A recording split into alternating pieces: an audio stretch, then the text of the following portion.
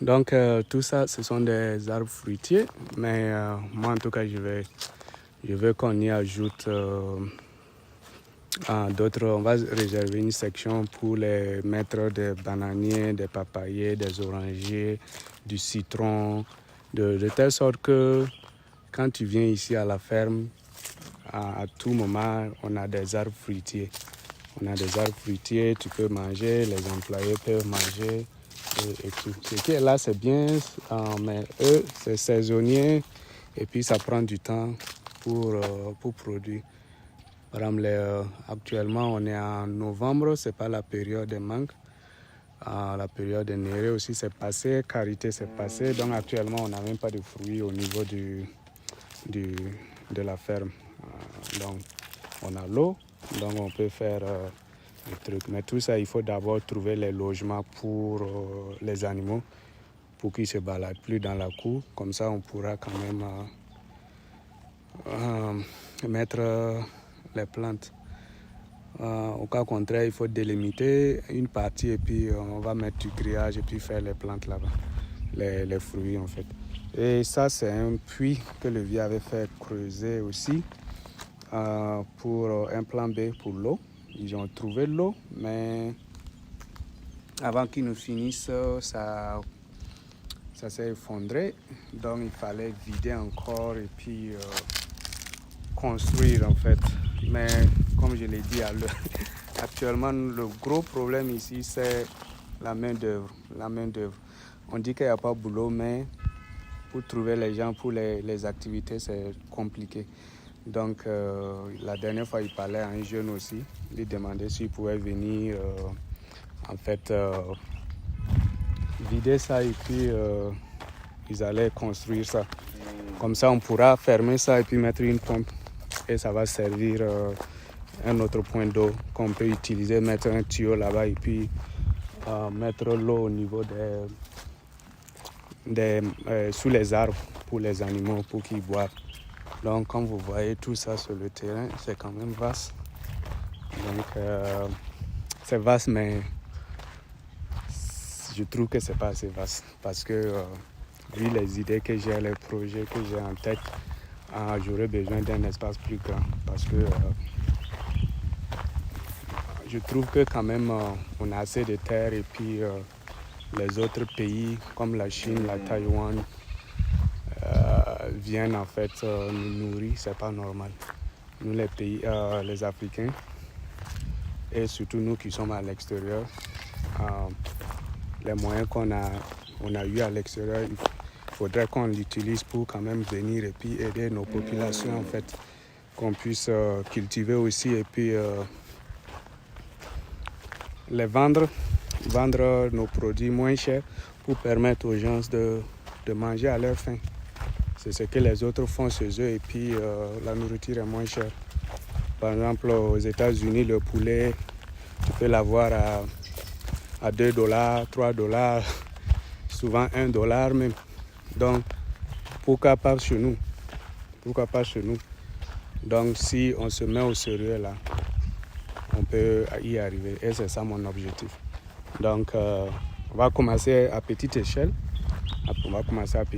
Tout petit à petit. Et puis, bon, on va y arriver. Chaque chose, on commence petit et on vise grand. On vise grand, mais on commence petit d'abord. Parce qu'il y a les moyens aussi qui suivent. Donc, c'est ça. Donc, je vise grand, mais je commence petit. Et on va arriver à nos objectifs, en fait. Donc, ça, c'est l'une des vaches. Lui, c'est 2. Il y a 2 qu'on a attachés parce que eux, quand on les laisse, ils cherchent à sortir. Donc, quand les employés sont trop occupés à s'occuper des poules, si on ne fait pas attention, ils vont ouvrir le portail et puis sortir. Donc, ils soulèvent le grillage aussi et puis les pintades passent là-bas pour sortir.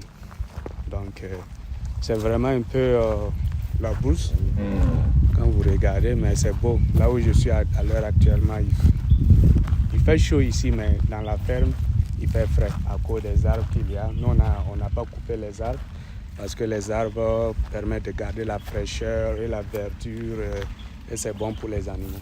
Tu vois, les animaux se retrouvent sous les arbustes et je pense que c'est une bonne chose. Donc on va garder ça comme ça. Même si on va faire un peu l'agriculture, c'est juste une petite partie qu'on va délimiter et puis cultiver. Ouais. Parce que un des trucs aussi que j'aimerais faire ici, c'est cultiver l'herbe, comme trouver l'herbe des gens.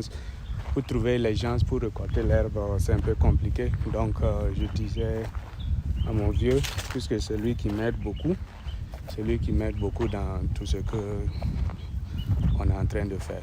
Et le problème est qu'il est seul actuellement et moi je suis toujours de l'autre côté. Je ne peux pas rentrer définitivement parce que j'ai un contrat à finir. Donc, ouais, lui aussi il pousse. Et comme je le disais, pour trouver les gens pour récolter l'herbe, c'est tout un problème. Donc, c'est pour ça qu'on a décidé je lui ai dit en fait, c'est mieux si on pouvait cultiver l'herbe. Comme on a l'espace, on peut en fait mettre un grillage et puis trouver de l'herbe et puis labourer ça. Et puis en fait, quand la saison des pluies arrive, on a assez d'herbe et après on récolte notre herbe tranquillement sur place. Et il y a une partie, mais on peut réserver par exemple un hectare du moins. Et on cultive. Par exemple, une fois le mois, on laisse les vaches rentrer là-bas, manger. Et on laisse encore un mois, le temps que l'herbe pousse encore. Et on les ramène encore comme ça. Donc, c'est ça. Donc, comme vous voyez, les vaches, le reste des vaches est à l'air libre. Quand je dis l'air libre, ils sont dans la ferme. La ferme est clôturée. Donc, ils se baladent tout tranquillement, ça mange tranquillement, le reste de l'herbe. Il n'y a pas assez d'herbe, mais quand même, ils ont quelque chose de quoi manger en attendant. Donc, je pense qu'il y a une période, quand cette période arrive, quand il n'y a plus d'herbe complètement, on les donne l'herbe qu'on a stockée. Pour le moment, il y a un peu d'herbe qui reste, donc ils se baladent. Et souvent aussi, les employés les font sortir complètement de la ferme en dehors. Vous voyez qu'à l'extérieur de la ferme, c'est la bourse, mais ce sont des parcelles des gens. Donc les employés souvent prennent les vaches, les font sortir et encadrer au moins pour qu'ils ne mangent pas. Ils ne partent pas dans les parcelles des gens. On a déjà des problèmes avec les voisins souvent. Donc ça, c'est parcelle de quelqu'un comme ça. Donc pour le moment, il n'a pas cultivé quelque chose. Donc on peut mettre nos animaux là-bas pour manger en attendant. Donc c'est le tour comme ça de la ferme. Donc le gros problème ici avec les vaches, c'est l'herbe. C'est l'herbe. L'herbe pose problème. Donc il faut qu'on trouve une solution définitive. Et ça, si je suis là sur place, moi-même je peux récolter mon herbe tranquillement. Mais le vieux, lui, n'a pas le temps. Le vieux n'a pas le temps, donc ça fait qu'on est obligé de compter sur les gens pour nous livrer l'herbe. Et les gens ici, ils ne sont pas pressés en fait. C'est ça le vrai problème. Les gens ici, ils ne sont pas pressés. Ils n'ont pas de programme. Ils vont te dire, ouais, demain, je vais amener l'herbe. Ou bien, je vais amener la terre, je vais amener le sable. Mais tu ne vas pas les voir. Donc, tu vas faire un programme et ils vont tout changer. Parce qu'eux, ils ne sont pas pressés. Donc, tu es obligé de travailler avec eux, leur emploi de temps et tout. Donc, ça fait que tout est au ralenti ici. Il y a beaucoup de choses qu'on veut faire, mais on ne peut pas accélérer parce que la main-d'œuvre n'est pas là.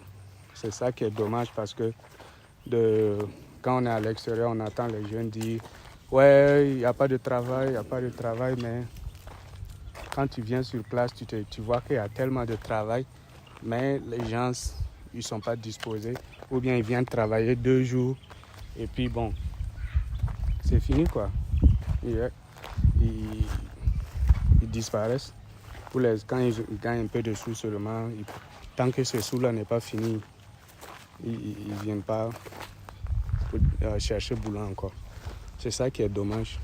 Donc, ouais, pour le moment, c'est ce groupe qu'on utilise pour pomper l'eau, le forage que je vous avais montré de l'autre côté, puisqu'on n'a pas encore, on a installé des solaires, mais c'est au niveau du poulailler. Et vous avez vu le forage de l'autre côté et le poulailler est ici. Donc c'est un peu loin. Donc on amène le groupe là-bas, on pompe l'eau. Et on achemine l'eau vers ici avec des bidons. Donc ça c'est le petit tracteur que le vieux avait acheté il y a longtemps. C'est ça on exploite pour le moment pour aller écraser les aliments, puisque nous on n'achète pas les aliments déjà faits. On achète les différents éléments, le maïs, le poisson sec, le touteau de coton, et puis nous-mêmes on mélange et puis on part écraser. Donc ils mettent ça dans avec ce tracteur, ils partent en fait écraser. Donc c'est en fait c'est la ferme comme ça, la ferme demi-farm. C'est un début petit à petit, et on espère que les gens vont nous soutenir aussi.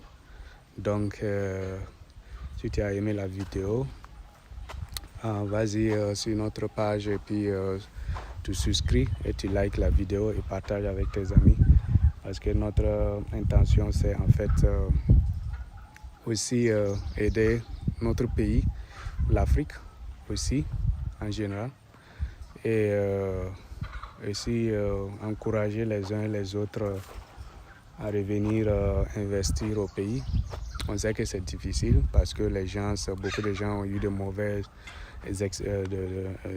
expériences, et c'est ça qui décourage souvent les gens en fait qui viennent. Moi j'ai eu la chance, mon vieux me soutient beaucoup. Donc j'espère que vous aussi vous aurez quelqu'un pour vous soutenir. Mais on a besoin vraiment de nos fils et filles qui sont à l'extérieur, pour que en tout cas ensemble on vienne en tout cas aider nos différents pays dans le développement. Qu'il ne faut pas qu'on est à l'extérieur et puis